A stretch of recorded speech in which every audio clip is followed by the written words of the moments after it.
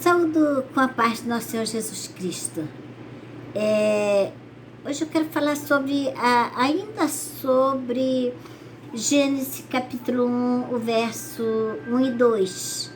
E no princípio criou Deus os céus e a terra. A terra, porém, estava sem forma e vazia. Havia trevas sobre a face do abismo. E o Espírito de Deus pairava sobre as águas. Há umas discussões muito grandes a respeito desse versículo, do versículo 2. Porque, olha, a princípio, a primeira coisa que Deus criou foi os céus e a terra. E logo nós vemos também que aí está céus no plural. E eu também prometo para vocês que em breve eu farei um outro vídeo falando sobre os céus, que a Bíblia se refere. E a terra. Mas a terra estava sem forma e vazia. Muitas pessoas me perguntam assim, missionária, como é isso? Que Deus criou os céus e a terra, porém, estava sem forma e vazia. E havia trevas sobre a face do abismo, mas o Espírito de Deus pairava sobre as águas. Quando você vai lendo lá, seguindo Gênesis 1, você vai ver que depois Deus disse, haja luz, né? Criou o tempo, depois ele criou o espaço e depois ele criou a matéria. Ele separou as terras das águas, né? E dizer que a terra era sem forma e vazia, assim, eu sigo a teoria de outros teólogos que dizem que significa uma indicação do estado da criação, como eu falei em vídeo anterior, num determinado estágio dentro do processo criativo de Deus. E esta expressão está registrada nas primeiras linhas de Gênesis, que nós acabamos de ver, né? E também uma expressão, a terra sem forma e vazia, continua sendo alvo de debate. Mas, meu irmão, minha irmã, eu observo muito em Deuteronômio 29 e 29.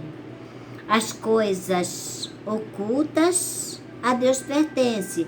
As reveladas era para que nós creiamos. Para que nós crê, né? Então, esse é um versículo, assim, que nós não temos, assim, uma profundidade do conhecimento dele.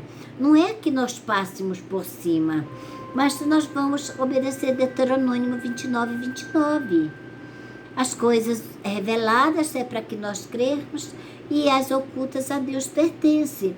Então, essa questão que a terra era sem forma e vazia, que se muitos tiverem ainda dúvidas, aceitar o Deuteronômio 29, 29. Inclusive, eu vejo, são outros também versículos, né, que nós vemos na Bíblia, que são um pouco obscuros, né? Eu costumo até, em palestras sempre, eu costumo dizer que versículos obscuros, textos obscuros, porque eu não sou muito eu sigo aquela linha teológica de que vai o texto dentro do contexto, porque D.A. Carson, né, aquele teólogo que é mestre PhD em Novo Testamento, que ele diz que um texto fora de contexto é pretexto para criar uma heresia.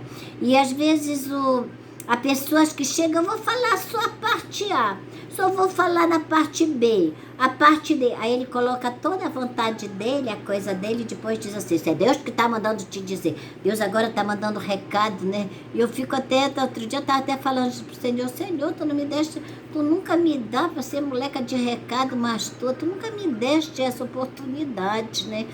Eu tenho que orar, ler a Bíblia, orar, jejuar, para me sentir a presença de Deus, estar de bem com os irmãos, com Deus e os irmãos, que é o maior mandamento. Amar a Deus sobre todas as coisas e o próximo como a nós mesmos. E isso quer dizer que nós nos desfaçamos de sentimentos negativos, de frutos da carne, mas procurarmos a vivenciar os frutos do Espírito. né?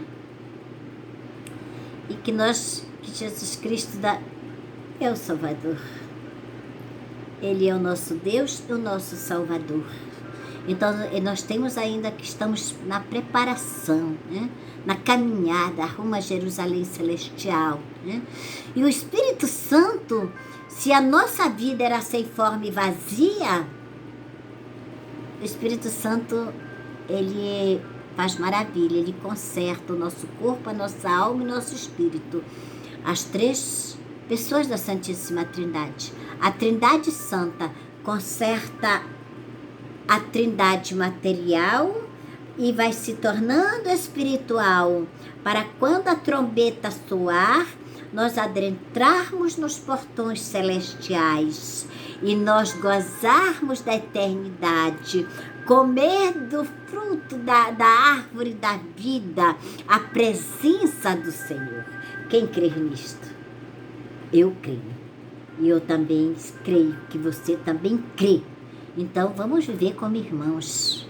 Vamos perdoar uns aos outros. Vamos amar uns aos outros.